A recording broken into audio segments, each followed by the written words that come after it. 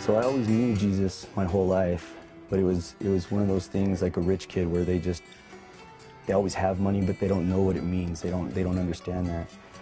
And because of that, I always took it for granted. When I was a freshman in high school, I could feel the Lord really pulling on my heart again. And then, I don't know what happened, and just fell out of that and started drinking again and started partying and played in a band. We got a deal that we could go out touring, and you know, in that lifestyle, that really allowed me to get pulled away from the Lord and start getting into that.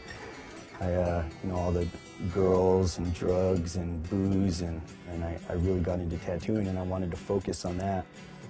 And I did, and I put everything into that, and because of that, it was a lifestyle that it was quick money for not a lot of effort, and it allowed me to really get pulled away from God again and pulled into the drinking, the partying. It was almost like another version of being a rock star. Then I came to the point where I met my wife, and it was in a time that I didn't want to be with anybody, and I wanted to just concentrate on my career. But there was something different about it. I just remember having it inside and wanting to marry her. It was a really odd feeling for me. It was foreign to me. But because of where I was at, you know, my wife constantly was pulling on me and wanting me to be more of a man of God, but I had things I wanted to do, and I didn't want anybody to put ultimatums on me. And it finally brought it to a day where she was done, and she came to me and she told me that she didn't know why, but she felt she had to leave. That was like the final straw for me. I remember I started planning for my death, and then I remember my wife asking me what I was doing, and I didn't answer her really specifically.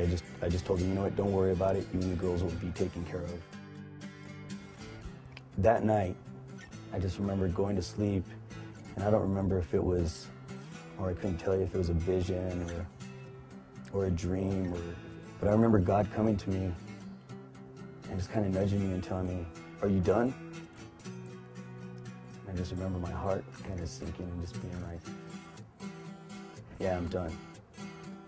I've got nothing left. And he's like, good. He's like, now I can do something with you.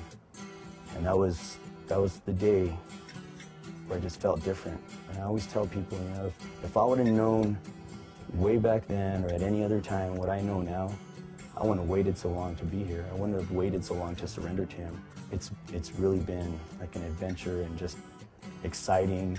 You don't know what's around the next bend, but you know whatever it is, it's great because it's the Lord doing it. And his promises are always fulfilled, and his intentions for you are always good.